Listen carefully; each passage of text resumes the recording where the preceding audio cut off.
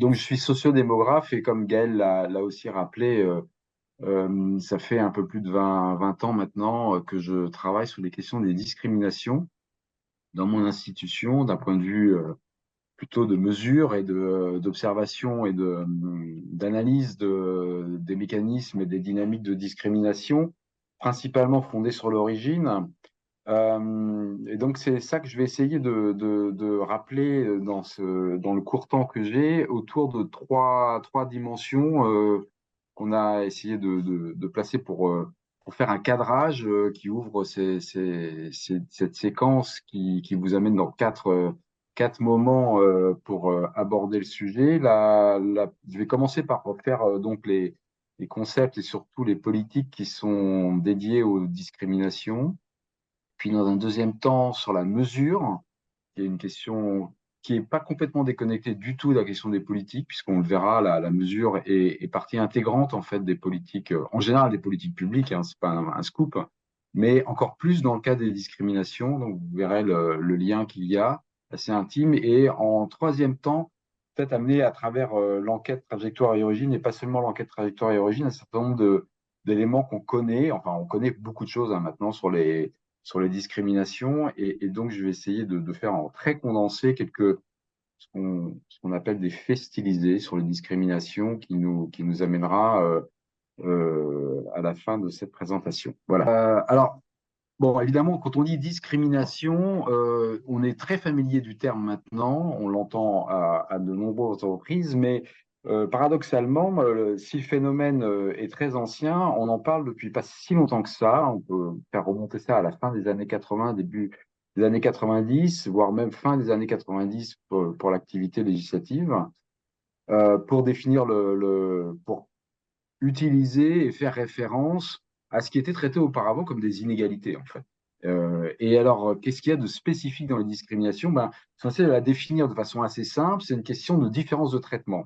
Peut-être que c'est la question du traitement qui fait la singularité de la question des discriminations, un désavantage qui porterait sur une personne rattachée à un groupe catégoriel. Alors, je viendrai sur catégoriel, ce que c'est important, c'est pas des identités ni des appartenances au sens strict, mais c'est plutôt des assignations.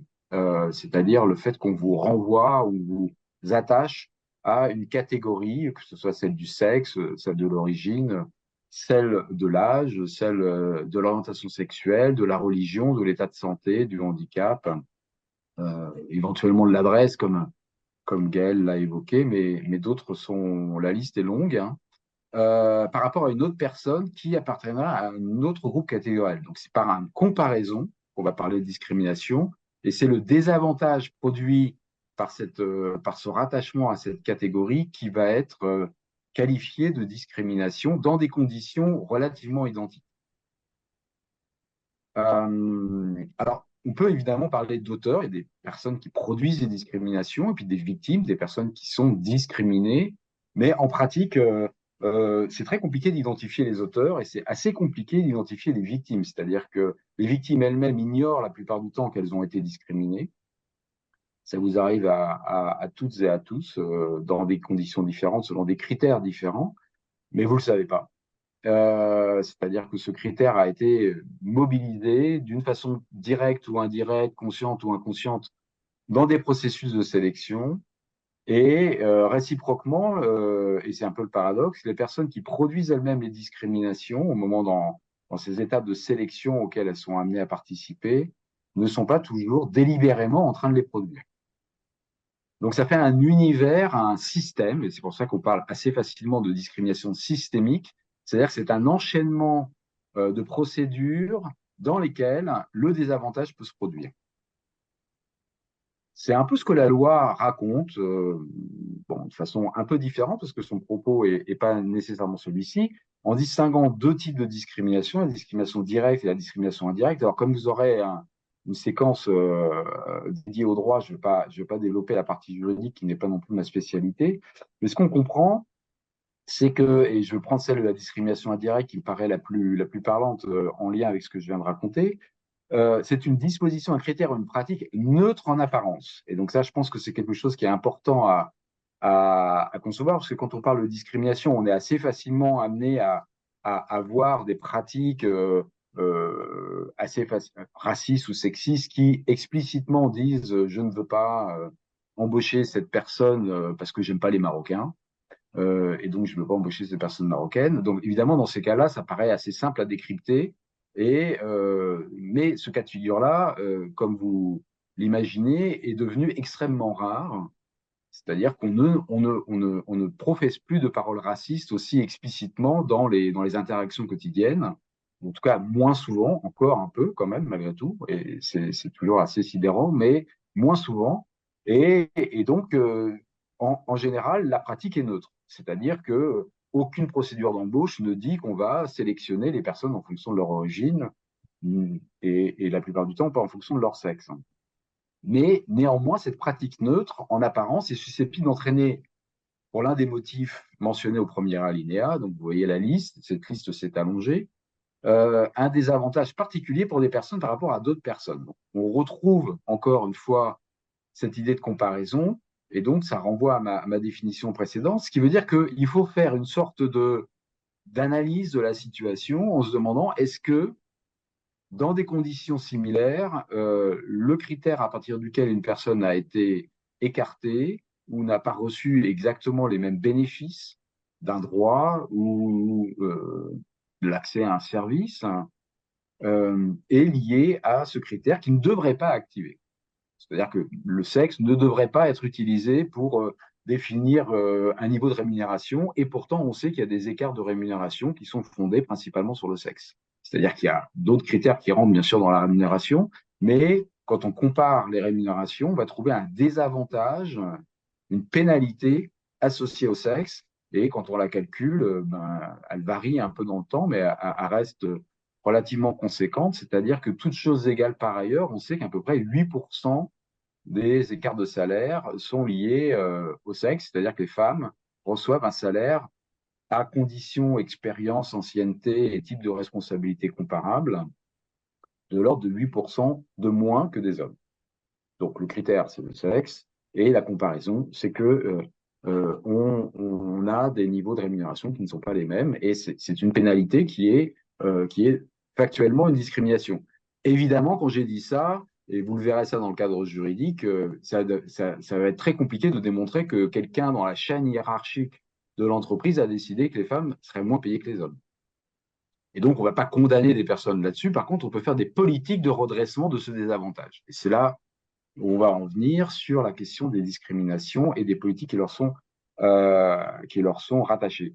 Dans le cas de la discrimination liée à l'origine, il y a eu un changement important de paradigme par le passage de politique sur l'intégration, et donc elle a rappelé la politique de la ville et d'une façon plus générale les politiques d'intégration qui ont eu cours et qui ont cours encore aujourd'hui, dont la finalité et la philosophie générale était d'essayer de rapprocher, de combler des écarts entre des minorités, que ce soit des immigrés, des descendants d'immigrés, d'une façon générale des nouveaux venus, en tout cas des outsiders, et le groupe de référence dans la société, le groupe majoritaire, en créant une culture commune, des valeurs, et en résorbant les différences. Ça, c'est ce à quoi la politique d'intégration était dédiée. Alors, avec les discriminations, on est dans un autre état d'esprit. Quand on constatait des inégalités entre les immigrés et les autochtones dans les années 80, la principale explication qu'on avait, c'était bah oui, les immigrés sont arrivés peu formés, avec des déficits de compétences, il y a une restructuration économique, ils sont mal placés sur ce marché de la restructuration et de la nouvelle économie du savoir et plutôt tertiaire. Et donc, malheureusement, ils sont les laissés pour compte de cette transformation, ce qui explique le fait qu'ils aient des taux de chômage élevés, des faibles rémunérations, des conditions de vie plus difficiles et ainsi de suite. Or, la grande nouveauté dans les années 80, c'est la découverte que cette pénalité-là, elle continue pour la seconde génération. C'est-à-dire que les descendants d'immigrés qui n'ont pas les mêmes conditions d'arrivée sur le territoire puisqu'ils y sont nés, les mêmes déficits de formation parce qu'ils ont été socialisés et scolarisés en France et ils ont bien amélioré les niveaux de diplôme, même s'il y a encore des difficultés, étaient confrontés également à des inégalités. Et vous savez que cette année, on fête les 40 ans de la marche pour l'égalité.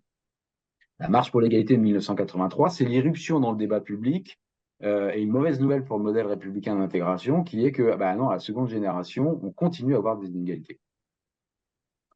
Et donc, il y a une transformation de la conception du fonctionnement des modèles d'égalité. Et donc, cette fois, il ne s'agit plus tellement de transformer les personnes, mais de transformer le système. C'est-à-dire de faire en sorte que les structures, le mode de fonctionnement de la société ne portent pas préjudice à des personnes en raison de ces caractéristiques, alors ici l'origine, mais ça peut être aussi d'autres caractéristiques, qui les empêchent de participer à égalité dans la société et de bénéficier des ressources sociales auxquelles ils ont droit et auxquelles ils ont accès dans des conditions différentes. Que ce soit, encore une fois, le genre, l'origine ethnique ou raciale, le handicap, la religion, les préférences sexuelles, l'âge. Et donc, on déplace la charge des individus. Hein, dans l'intégration, c'est les individus qui doivent s'ajuster. Ils doivent se transformer pour rentrer dans le moule collectif. Dans le cas de la lutte contre les discriminations, ce sont les structures qui doivent se transformer. Alors, j'ai trouvé une comparaison qui est assez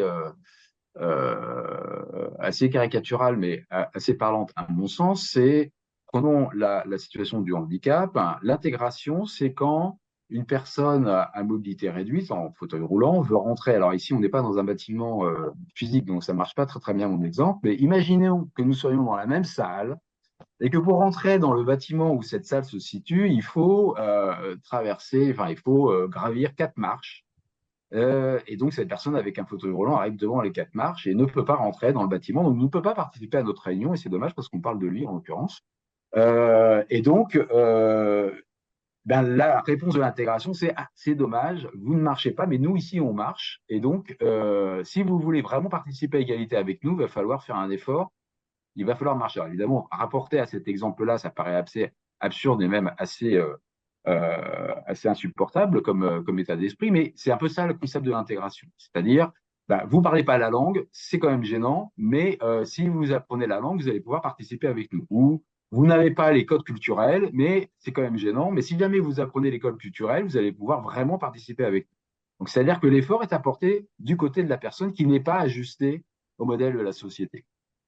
Alors que la lutte contre les discriminations, ça dit, bah, écoutez, vous êtes en fauteuil roulant, ça ne devrait pas vous empêcher de participer à l'égalité. Et pour pouvoir venir dans notre réunion, eh bien, on va mettre une rampe pour rentrer dans ce bâtiment, ce qui vous permettra de rentrer dans le bâtiment et de venir participer à cette réunion. C'est-à-dire que ça n'est pas nous, c'est pas vous qui allez changer, c'est le bâtiment. Et donc, on va rendre hospitalier, mettre à niveau un certain nombre de structures. Et donc, si on convertit sur la question de l'origine, par exemple, la pénalité liée à la langue, sans transformer complètement la société en disant qu'elle est multilingue, c'est peut-être avoir des systèmes interprétariables qui existent, mais qui sont assez limités. En tout cas, rendre possible la participation à la société malgré un déficit, une langue qui est différente du français, ou considérer que finalement ces normes culturelles ne sont pas indispensables pour participer à la société, qu'on peut essayer d'aménager les espaces, les conditions de participation et donc transformer en partie les systèmes pour les rendre, pour ne pas mettre des barrières à la participation à partir de caractéristiques personnelles qui ne devraient pas créer des différences dans ces conditions de participation. Et donc l'enjeu, c'est de passer d'une égalité formelle qui est inscrite hein, dans nos textes les plus importants, la Constitution. Hein, je vous rappelle l'article 1 de la Constitution, puis je terminerai là-dessus donc, à la fin de ma présentation, donc on s'en rappellera, mais vous le connaissez par cœur, évidemment, il est censé avoir changé, mais il n'a pas encore changé, cet article 1 de la Constitution. Et il dit, outre le fait que la France est une république indivisible, laïque, démocratique et sociale, elle assure l'égalité devant la loi de tous les citoyens sans distinction d'origine, de race ou de religion. Et donc, cette affirmation de l'égalité formelle, l'enjeu, c'est d'arriver à la faire passer à une égalité effective. C'est-à-dire, dans les faits, il faut que cette égalité soit réalisée. Alors, l'enjeu du point de vue de la lutte contre les discriminations fondées sur l'origine ou d'autres caractéristiques, c'est que il faut arriver à prendre en compte un continent relativement peu perceptible de ces barrières que je viens d'évoquer. Si le racisme, l'antisémitisme, le sexisme, l'homophobie sont des idéologies ou des pratiques ou des formes de représentation du monde plus ou moins explicites et qu'on peut commenter et qu'on commente de façon assez générale. Et dans la situation actuelle, je ne surprendrai personne pour dire qu'on parle beaucoup d'antisémitisme.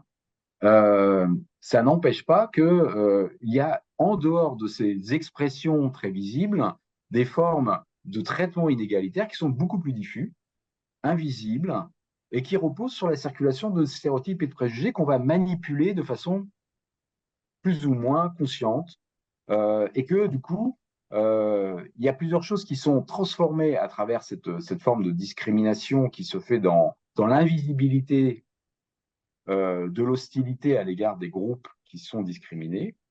D'abord, la question de l'intention n'est plus déterminante. On ne va pas rechercher la volonté des individus de nuire ou d'appliquer un traitement discriminant, puisque ça peut très bien se produire en dehors de l'intention des personnes. Et donc, on va plutôt s'intéresser aux conséquences. C'est-à-dire qu'on va regarder si, lors des procédures d'embauche, il va y avoir des biais qui vont se produire et qui vont être mesurés, qui vont être perceptibles par le fait que des personnes ayant des compétences comparables ne sont pas traitées de la même façon. Donc, c'est dans les conséquences qu'on va pouvoir le voir, et d'où l'importance de la question de la mesure. Et donc, la question qui est posée à travers cette forme d'approche où on va plus s'attacher uniquement aux formes explicites de traitement inégalitaire, eh bien, c'est d'inclure tout le monde dans le processus. Et en réalité, et c'est ça la question qui nous implique, toutes et tous autour de ce Zoom, c'est qu'on reproduit tous les discriminations, tous à des moments différents. Si nous avons une faculté de décision, je dis bien si on a une faculté de décision, parce que évidemment, on ne prend jamais aucune décision concernant les autres, on ne produit pas de discrimination. On est peut-être désagréable dans la vie sociale, ce qui arrive aussi à beaucoup de monde, mais ce n'est pas vraiment une discrimination. Par contre, si jamais on est en position de faire des choix qui ont des conséquences sur l'accès des uns et des autres, des unes et des autres à des biens, des services, des droits, eh bien, à ce moment-là, on est en situation de produire des discriminations et à des degrés divers, on a tous probablement produit des discriminations. Et donc, ce qu'il faut faire, c'est, est-ce qu'il faut changer les mentalités? Bah oui, sans doute, mais il faut surtout changer les pratiques. D'où l'enjeu d'essayer d'observer les pratiques au plus près de leur production. Alors, quelques jalons sur les politiques qui y sont dédiées. J'ai fait un petit retour historique autour de la marche pour l'égalité de 83, mais on aurait pu remonter à être un peu plus récent. Il y a une date assez charnière, en tout cas pour ceux qui ont observé la question des discriminations, qui est une déclaration de Martine Aubry, alors ministre de l'Emploi et de la Solidarité, je crois, ou le Solidarité et de l'Emploi, en 1998 qui dit en fait on va arrêter de parler d'intégration à propos des jeunes issus de l'immigration parce que en fait c'est plus de ça dont il s'agit, il faut parler de discrimination et donc on va faire la lutte contre les discriminations. Donc il y a une transformation, il y a la mise en place progressive d'une politique qui est un peu duale. Jean-Pierre Chevènement, ministre de l'Intérieur, crée les commissions d'accès à la citoyenneté qui sont censées traiter des discriminations. Donc, je ne vais pas développer ces dispositifs politiques qui ont eu des effets assez limités d'ailleurs. Il y a des structures qui sont dédiées. La première s'appelle le GELD, la suite s'appelle le GELD. Moi, j'étais président du conseil scientifique du GELD pendant un temps. Et puis transformé par la HALD en 2005, que vous connaissez sans doute mieux que les deux autres structures que je viens d'évoquer, et enfin le Défenseur des droits, qui est celle qui est aujourd'hui en charge de la lutte contre les discriminations, en tout cas qui est dédiée en partie en parallèle avec quand il s'agit du racisme, de la DILCRA, que je n'ai pas évoqué ici, la délégation interministérielle à la lutte contre le racisme, l'antisémitisme et la haine homophobe. Mais ce qui est très important pour le sujet qui nous occupe, c'est qu'il y a deux directives européennes qui sont votées en 2000. L'une qui s'appelle d'ailleurs la directive race sur l'égalité de traitement entre les personnes sans distinction de race ou d'origine ethnique, et la seconde qui concerne plutôt cinq critères de discrimination et qui concerne l'égalité de traitement spécifiquement dans l'emploi et le travail. Depuis, il n'y a pas eu de nouvelles directives sur les discriminations. Il y en a une qui est attendue, qui devrait étendre la directive sur l'emploi et le travail à l'ensemble des domaines de la vie sociale on l'appelle la directive transversale parce qu'elle devrait concerner tous les motifs de discrimination et pas seulement l'origine ethnique ou la race. Donc, si vous comprenez bien l'architecture européenne, l'origine ethnique et la race, comme le sexe, sont traités dans tous les domaines de la vie sociale. Par contre, les autres sont concernés principalement autour de l'emploi et le travail. Du côté français, il y a eu toute une série de transpositions de ces directives, donc 2001, 2002, la création de la Halle en 2004, la loi d'égalité des chances en 2006 qui a été votée après les émeutes de 2005, de novembre 2005, et puis 2008 qui termine en gros la transposition de la directive de 2000. Vous voyez, ça met quand même 8 ans avant d'arriver. Et enfin, 2011, la création du défenseur des droits. Alors, qu'est-ce qu'on peut penser de ces politiques? D'abord, qu'est-ce qu'elles font? Bon, d'abord, ce n'est pas simplement un changement de référentiel, mais c'est des nouveaux modes d'intervention. Donc, ça nécessite de créer des dispositifs d'intervention qui sont, pour l'essentiel, fondés sur des dispositions qui ne sont pas contraignantes. La plupart du temps, alors, ce n'est pas vrai pour tous les motifs de discrimination. Il y a une variabilité des dispositifs d'intervention selon qu'on parle de l'égalité femmes-hommes, selon qu'on parle de la politique en référence du handicap, ou si on parle des politiques de lutte contre la discrimination dédiées à l'origine. Dans le cas de l'origine, il y a peu de dispositions contraignantes, ça repose sur le volontariat. La seule mesure contraignante qui avait été votée en 2006, qui était le CV anonyme, n'a jamais été appliquée. Et finalement, je ne sais plus exactement la date, on vous le rappellera, mais je crois que c'est en 2014-2015, on a fini par décider de ne pas de supprimer cette mesure. Alors, certaines entreprises l'ont fait spontanément, mais il n'y a pas d'obligation de mettre en place le CV anonyme. Donc, finalement, on a plutôt des interventions qui sont fondées sur la formation. Prise de conscience, formation, c'est un peu l'essentiel de ce qu'on fait en matière de lutte contre la discrimination fondée sur l'origine. Et il y a un deuxième pan qui est plutôt l'action judiciaire. Et là, dans ce domaine-là aussi, c'est compliqué d'obtenir des succès. Il y a une faible mobilisation des parquets. Les juges ne sont pas appropriés les lois sur les discriminations. C'est très compliqué d'obtenir des poursuites. Les avocats eux-mêmes ne sont pas toujours complètement bien formés sur le droit de la non-discrimination. Et surtout, il y a des problèmes autour de la preuve. Donc, dans le droit pénal, il faut quand même, là, par contre, dans le droit pénal, il faut démontrer l'intention et il y a des pertes en ligne en matière de preuve. Donc, ça, vous aurez aussi des présentations qui seront dédiées pour ça. Je ne vais pas développer. Plus récemment, il y a encore eu un débat sur les discriminations après l'écho du meurtre de George Floyd, le mouvement Black Lives Matter et des prises de position publiques en la matière.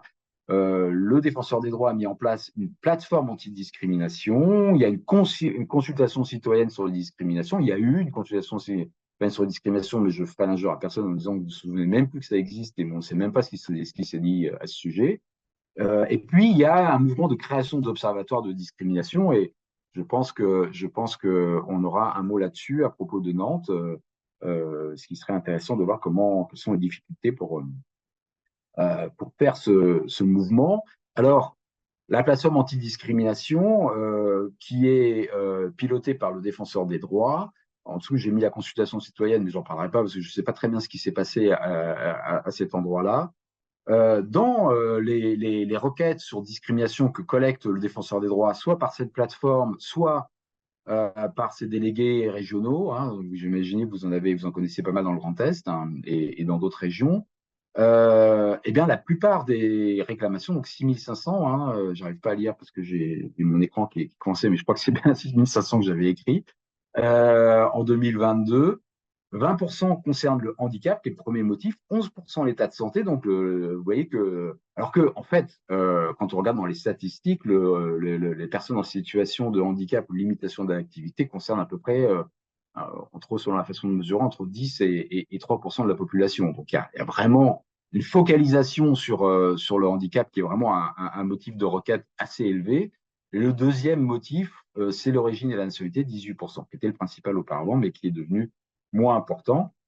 Donc, il y a là tout un travail. Simplement, la conversion de ces réclamations en cas judiciaire et en victoire dans les prétoires est assez limité. Et donc, en réalité, le contentieux juridique en matière de discrimination n'est pas du tout à la hauteur des requêtes qui sont faites. Euh, il y a un autre développement qui s'est fait qui est important et dans lequel s'inscrit aussi pas mal ce que fait Fabrice Foroni et ISM, et ça, ils vous en parleront mieux que moi, c'est de développer les approches sur le management de la diversité. Alors, ça a été très critiqué, la promotion de la diversité dans les entreprises, puisque d'abord, ça élargit les motifs de l'origine à tous les motifs de discrimination, enfin, en tout cas de discrimination, de diversité, et en particulier celui fondé sur le genre ou sur la question du handicap, qui est la plus facile, qui sont les plus directs et les plus évidents à traiter. Et donc, du coup, ça diminue l'assaillance et en tout cas la mobilisation des entreprises sur les questions des discriminations fondées sur l'origine, qui sont plus compliquées à aborder. Et puis, la deuxième critique, c'est que, eh bien, on fait passer par perte et profit l'action juridique pour être plutôt dans la médiation, dans l'animation, dans l'émulation. Et donc, les approches managériales ont été conçues comme étant une forme de substitution au droit et donc de perte d'intervention dans les politiques d'égalité. On peut dire qu'à l'inverse, il y a quand même un avantage, c'est que c'est assez pragmatique et que ça permet de diffuser quand même l'idée qu'il y a des biais dans les traitements, dans tous les fonctionnements à l'échelle des entreprises, et que ce management de la diversité, bah, ça permet de corriger un certain nombre de désavantages. Donc là, c'est toujours un peu compliqué de décider si les dispositifs sont efficaces ou pas efficaces. Il y a des actions locales assez nombreuses. Là aussi, je ne vais pas développer, mais vous êtes très pénétré de cette dimension-là. Alors, il y a une historique avec la politique de la ville qui a développé énormément de plans locaux d'intégration et de lutte contre les discriminations. Hein. Donc, il y a toute une généalogie comme ça de plans territoriaux. Il y en a d'autres qui sont pilotés plus récemment sur le plan de lutte contre le racisme, la DILCRA, a mis aussi en place un certain nombre de dispositifs territoriaux qui sont déclinés à l'échelle des territoires. Mais quand on regarde le contenu des politiques de lutte locale contre les discriminations, et vous en parlez mieux que moi, il y a quand même très souvent quelque chose qui est limité à des questions linguistiques ou à des outils qui ne sont pas complètement en rapport avec l'architecture que je viens d'évoquer. Alors, il y a quelques territoires qui sont assez en pointe, des villes et des départements qui sont un peu plus mobilisés. Bon, je ne veux pas faire un palmarès, hein, mais il y a un réseau d'élus et de chargés diversité ou lutte contre la discrimination qui sont en coordination et qui montrent qu'il y a quand même des innovations au niveau local, mais les marges de manœuvre, on ne peut pas transformer, on ne peut pas initier, en fait, et c'est ça une information importante, on ne peut pas construire de toutes pièces une politique locale de lutte contre la discrimination sans référer au national. Très compliqué d'avoir la marge de manœuvre existe, mais elle est assez limitée parce que les outils qui devraient être implémentés au niveau local, s'ils n'ont pas été dessinés au niveau national, c'est compliqué de les construire de façon complètement autonome. Et donc, il y a là un problème, disons, de multiniveau, de gouvernance multiniveau qui va compliquer la mise en place de politiques vraiment innovantes. Alors, on sait que la politique de la ville a pu être assez expérimentale et se donner des moyens relativement autonome dans les territoires. C'est pas vrai de la lutte contre les discriminations parce qu'on a un problème d'encadrement.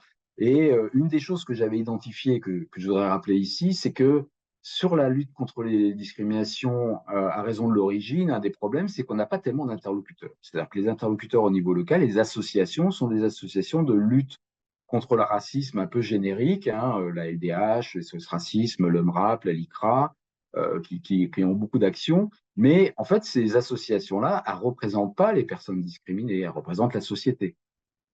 Alors que si vous prenez l'équivalent sur les questions d'égalité femmes-hommes, les organisations, les associations qui sont mobilisées sont des associations féministes qui entendent parler au nom des femmes.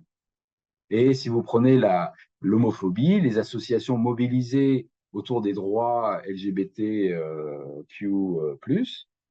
sont des associations qui entendent parler au nom des personnes LGBT en tant que telles. Et puis, si vous prenez les associations qui s'activent dans le champ du handicap, ce sont aussi des associations qui parlent au nom des personnes porteuses d'un certain type, ou en tout cas en situation de handicap à chaque fois. Donc, les interlocuteurs des pouvoirs publics dans ces cas-là sont des courroies de transmission qui portent les revendications et qui sont capables de parler aux personnes concernées, alors que dans le cas de l'action antiraciste, on voit qu'on est limité. Enfin, bon, c'est des interlocuteurs importants, mais ce ne sont pas des interlocuteurs qui parlent au nom des personnes concernées. Et ça fait un peu un niveau de décalage qui ont des conséquences quand même en matière de capacité à porter des revendications qui ne sont pas tout à fait portées par ces organisations, je dirais, universalistes, historiques de la lutte contre le racisme.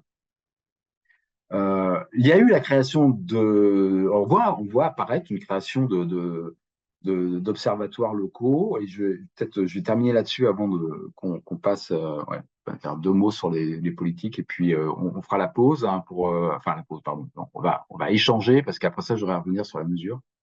Donc ces observatoires, je vous inviterai à les regarder.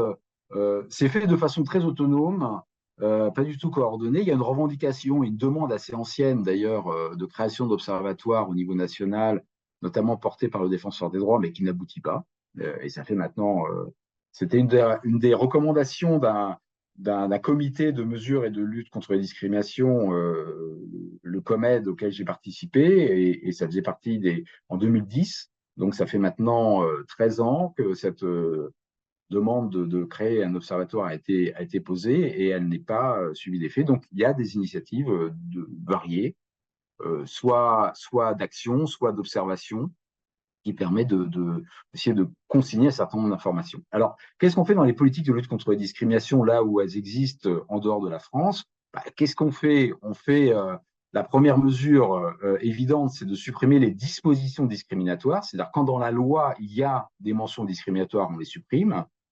Ça prend du temps, mais cette égalité formelle ne suffit pas. Donc la deuxième approche, et qui est majoritaire et qui est décisive, c'est de faire respecter l'impartialité et l'égalité des décisions. Donc c'est là où il faut qu'on essaye de voir à quel moment les inégalités se produisent dans les procédures en apparence neutres. Et puis, il y a une autre dimension, une autre forme d'action qui est souvent prise en référence, c'est ce qu'on appelle la discrimination positive, c'est-à-dire que faire respecter l'impartialité et l'égalité, ça peut ne pas suffire, et on peut vouloir rattraper des déficits accumulés dans le temps, donc faire une politique de réparation et de rattrapage des discriminations historiques, contourner des blocages, et donc on fait un traitement préférentiel, c'est-à-dire qu'on donne un avantage à des bénéficiaires qui sont exposés à des formes de désavantages qu'on veut circonvenir. Et donc, des politiques de discrimination positive, il y en a un certain nombre en France,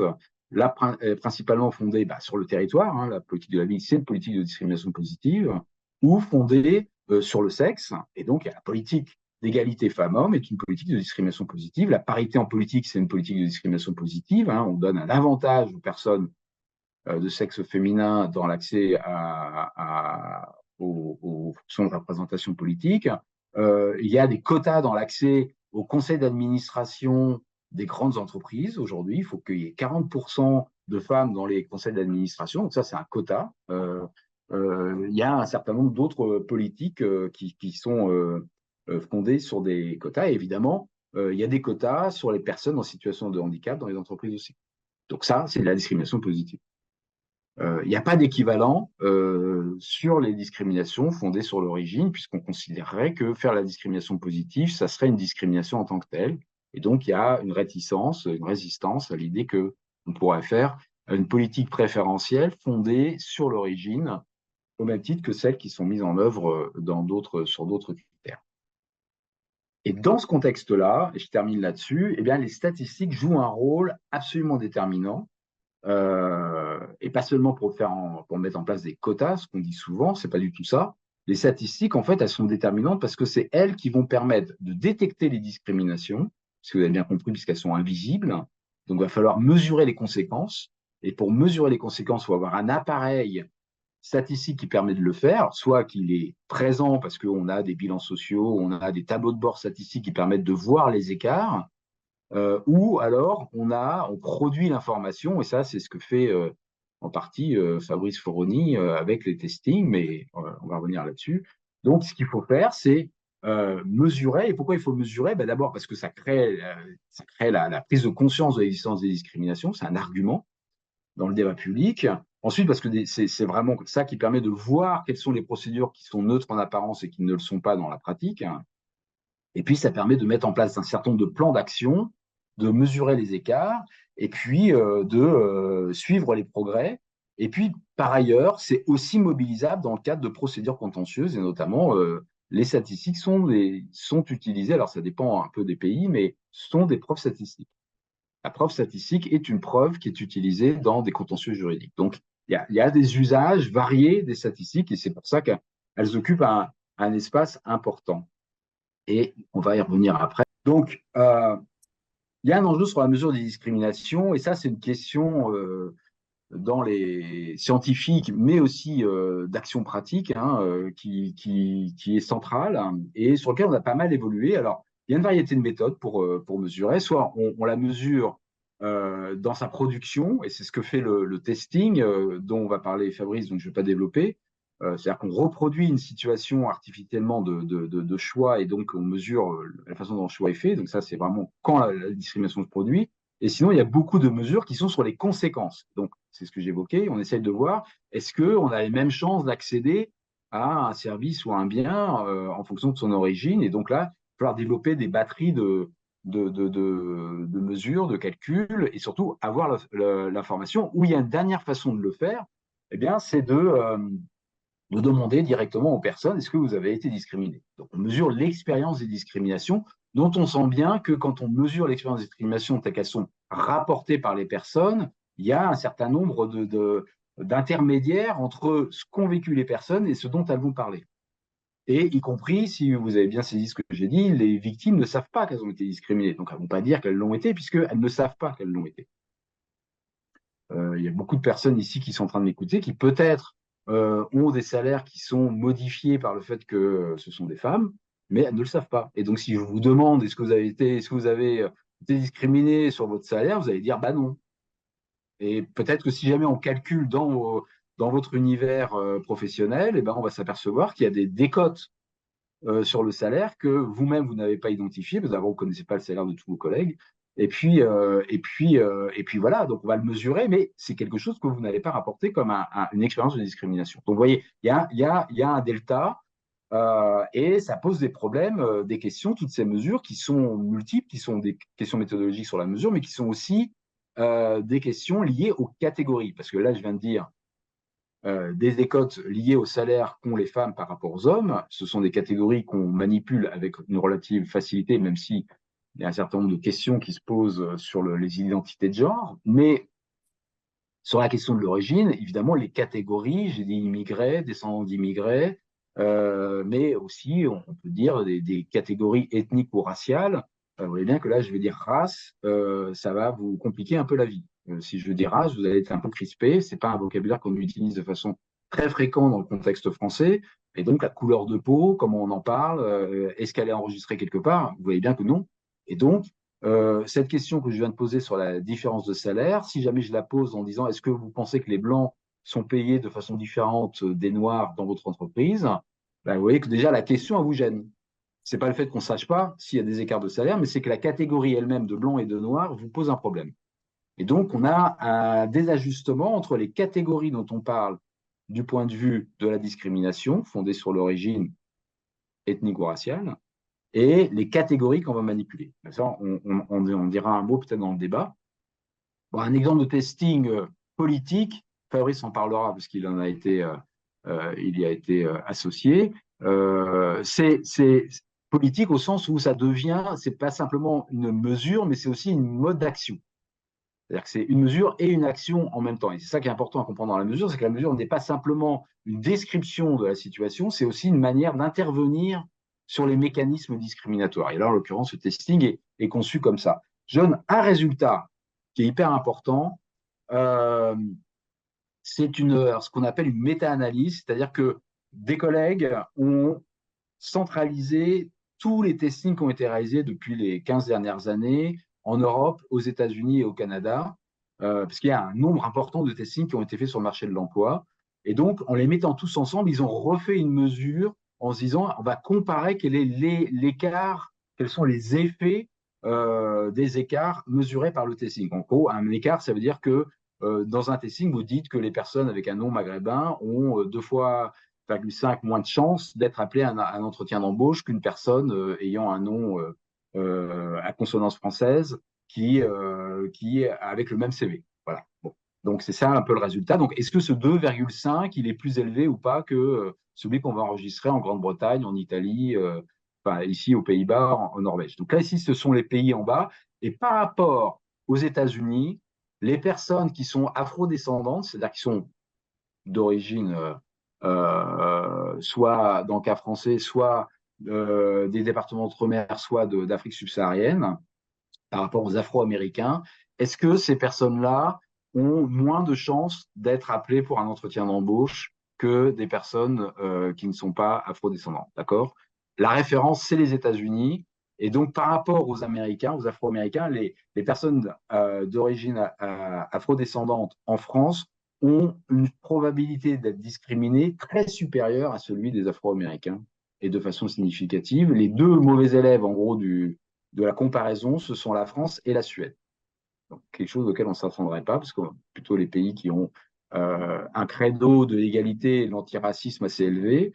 Et par contre, on va trouver peu d'écart. Par exemple, en Allemagne, les niveaux de discrimination sont beaucoup plus faibles. Et donc, on peut comparer comme ça entre les pays. Donc, la mauvaise nouvelle, c'est que par rapport aux États-Unis, contrairement à tout ce qu'on raconte, les discriminations en France sont beaucoup plus violentes. Elles sont plus importantes.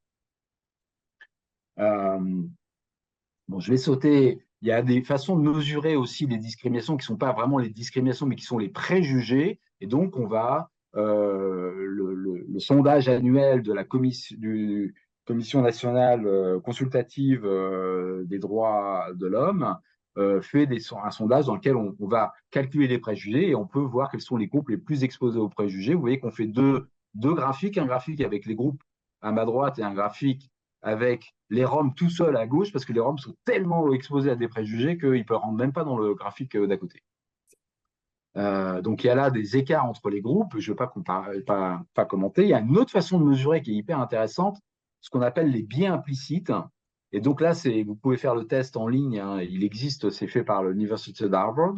Et donc l'idée, c'est d'associer des qualificatifs avec des photos, donc des qualificatifs positifs ou négatifs avec des photos, ici noir-blanc. Et le processus, qui est la psychologie cognitive, c'est de dire, quand c'est un système d'association qui est fréquent pour vous, une routine, vous allez faire l'association très vite. C'est-à-dire vous allez appuyer sur la touche pour faire l'exercice très rapidement. Quand vous n'êtes pas habitué à faire associer une personne noire avec un qualificatif positif, ça va prendre un peu plus de temps. Pas, vous n'allez pas refuser de faire l'association, évidemment, mais ça va prendre un peu plus de temps. Et donc, l'étude le système expérimental calcule l'écart, mesure l'écart dans votre réaction, et c'est cet écart-là qui vaut pour des biais implicites. Si ça prend plus de temps pour répondre, c'est que ça n'est pas une mécanique cognitive qui est spontanée.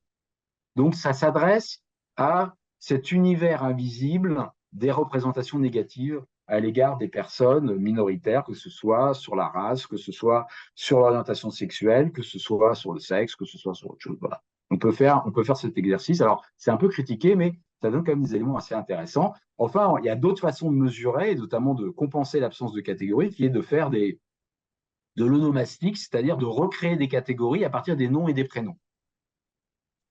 Bon, les noms et les prénoms des personnes sont souvent utilisés comme un signal dans les discriminations, puisque on ne connaît pas grand-chose des gens et on ne connaît pas leur origine la plupart du temps. Donc, avec le nom et le prénom, on va se représenter que ces personnes sont d'origine X ou Y.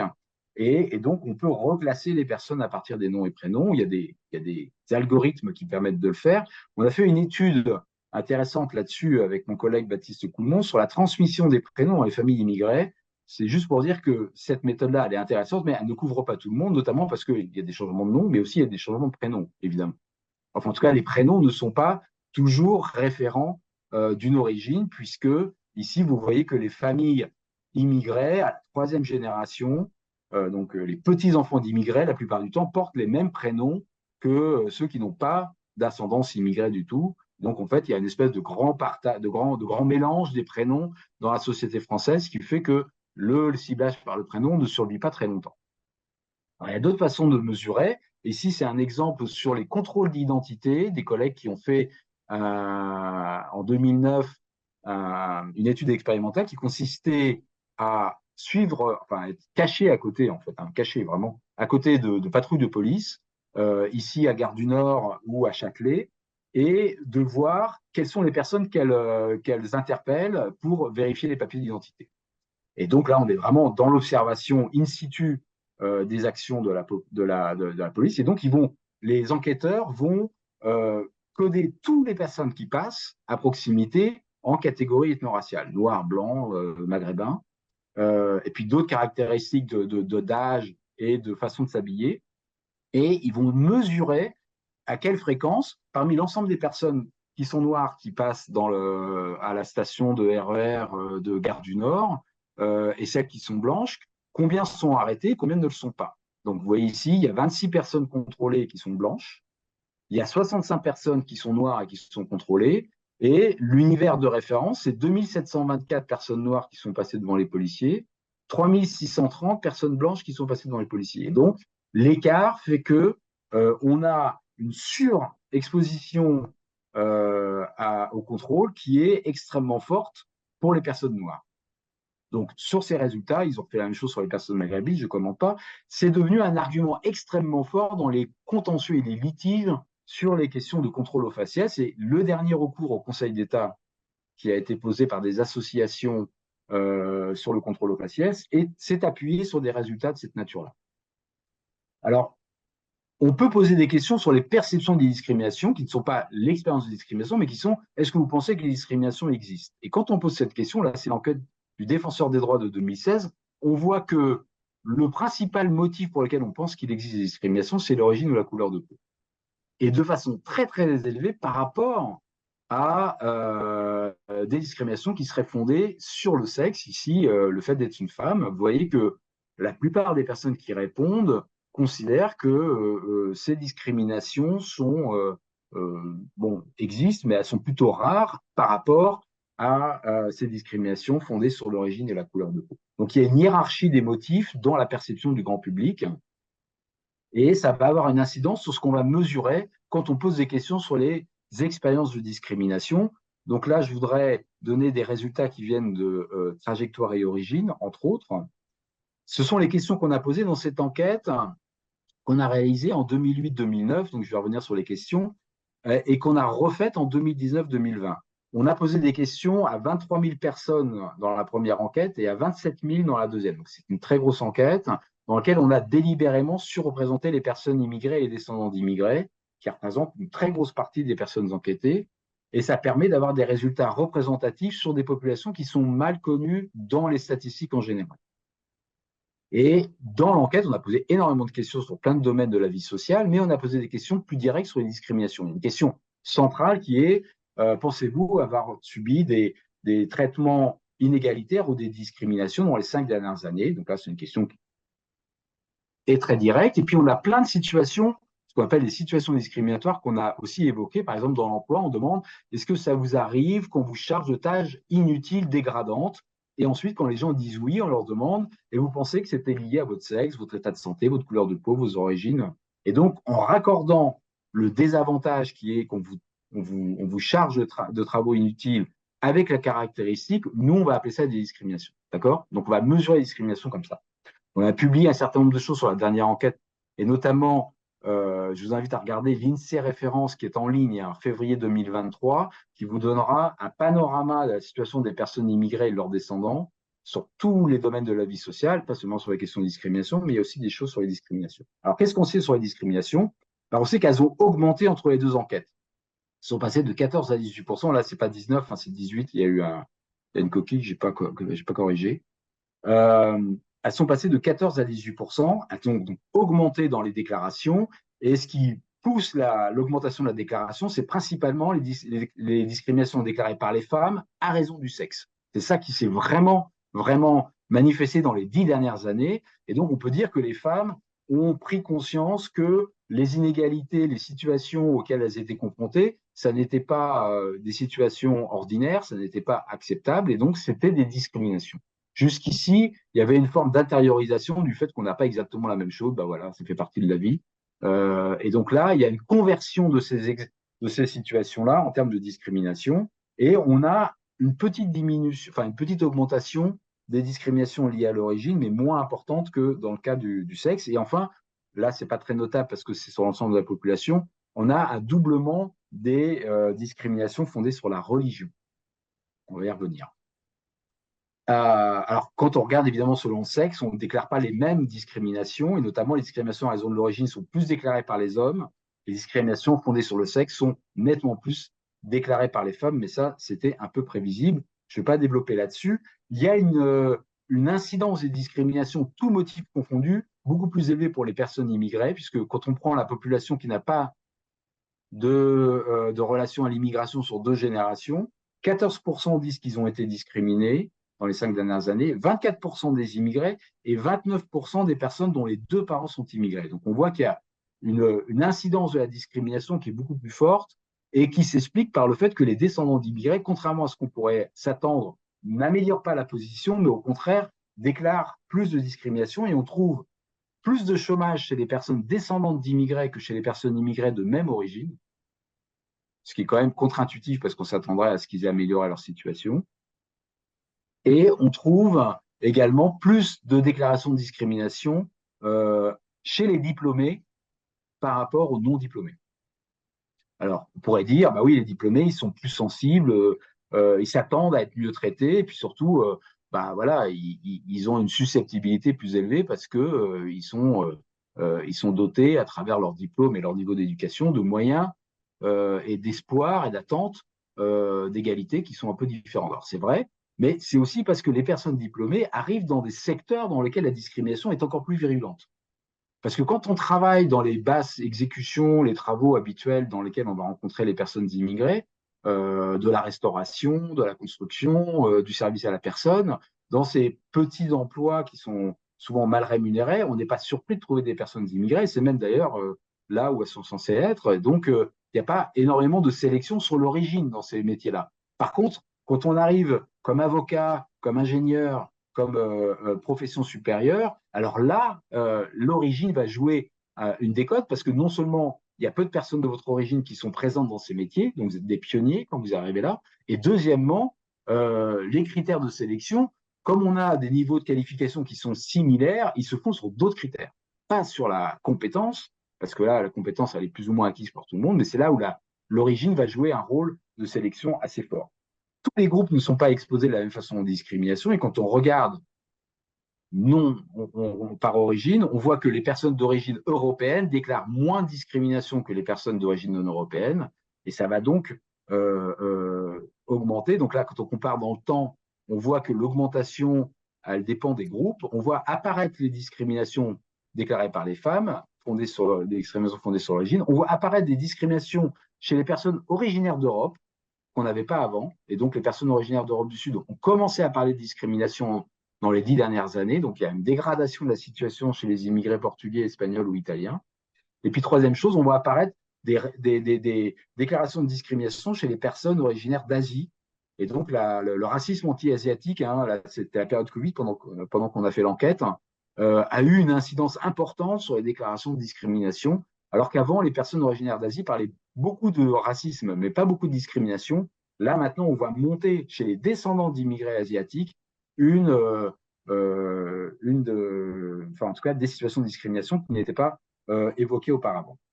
Et puis, on voit apparaître le motif de la discrimination fondée sur l'origine, un transfert de la religion, un transfert des discriminations qui étaient fondées sur l'origine chez les personnes musulmanes, qui disaient j'ai été discriminé plus que les autres, mais quand on leur demandait et pour quelle raison, ils disaient à cause de mon origine. Et dans la dernière enquête, elles sont plus nombreuses à dire moi j'ai été discriminé à raison de ma religion. Donc ce motif de la religion devient, vous voyez que c'est passé de 5% à 11%, devient un motif plus saillants dans leur expérience de discrimination. On a d'autres indicateurs, je ne vais pas développer là-dessus parce que je suis au bout de mon temps, des indicateurs qui mesurent l'altérité. Et ici, c'est une question qui paraît assez simple, mais qui est très parlante, qui est à quelle fréquence on vous demande d'où vous venez dans la vie sociale. Alors, ça peut paraître anecdotique, mais vous voyez que chez les personnes qui sont immigrées, G1, chez les personnes qui sont descendantes de deux parents immigrés, qui ont leurs deux parents immigrés, G2, et celles qui ont un parent immigré et un parent qui ne l'est pas, G2,5, d'accord? C'est ça les. Bon, ça paraît bizarre, mais c'est ça nos codes.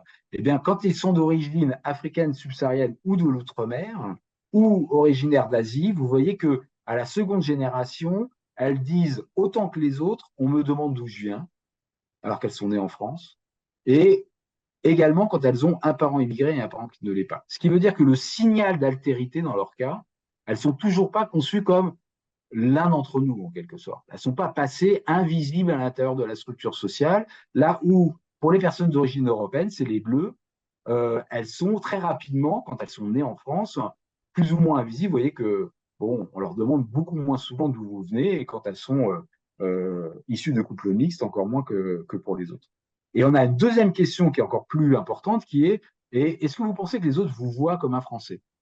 Et là, on retrouve cet effet qui est qu'il y a une baisse quand même. Hein, la génération 2.5, on pense souvent qu'on vous voit comme un Français, mais quand même, ici, on a un gros bloc chez les secondes générations où les personnes disent entre 25% et 45%, bah non, moi, on ne me voit pas comme un Français.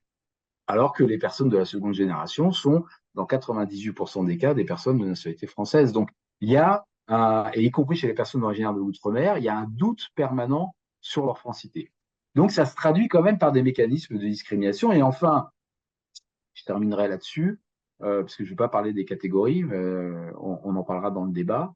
Euh, Quand on demande qu'est-ce que vous avez fait quand elles ont connu des discriminations, la plupart des personnes disent je n'ai rien fait. 3% disent j'ai porté plainte.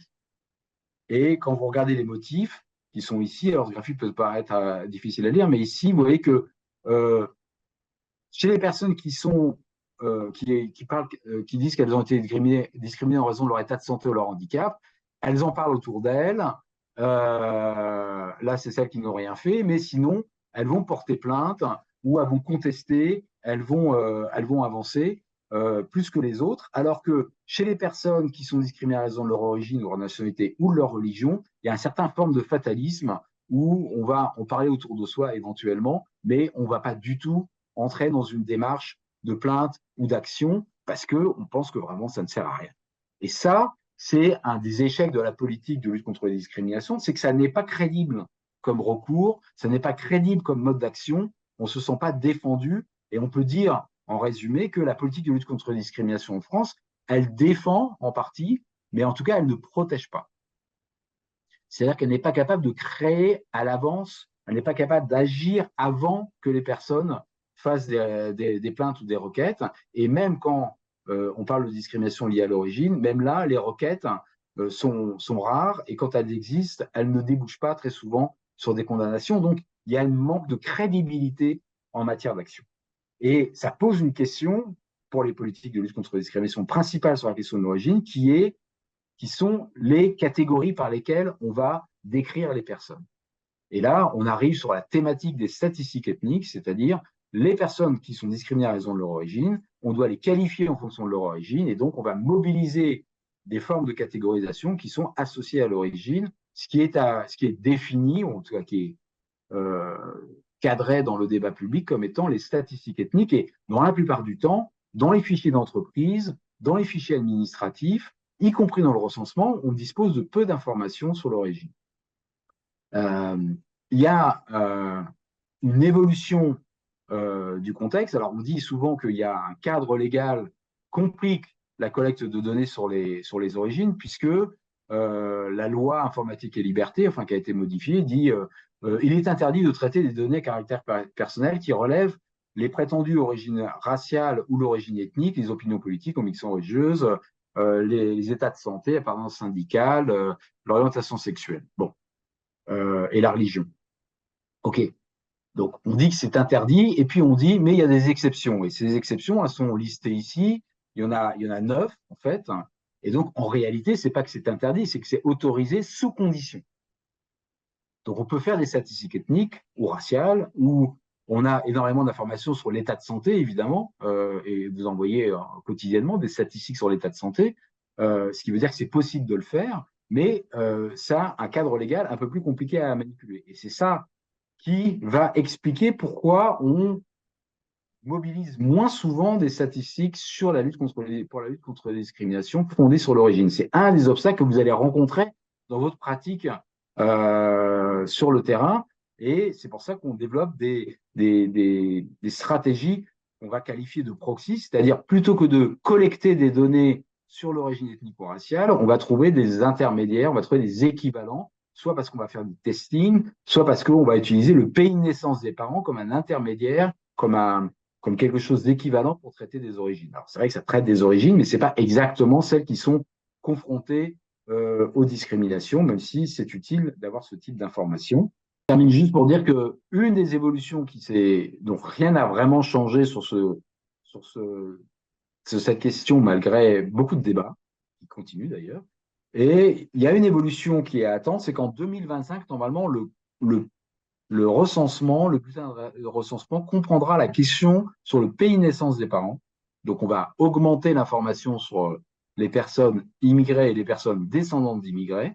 Et donc, ce proxy qu'on a, c'est-à-dire cet équivalent, il va être disponible à des niveaux géographiques beaucoup plus fins. Et donc là, ça sera mobilisable dans des études locales qui sont compliquées à faire aujourd'hui, puisque l'information n'existe que dans l'enquête emploi, qui n'est pas très bonne à des échelons géographiques fins. L'enquête emploi de l'INSEE. Voilà. Je termine là-dessus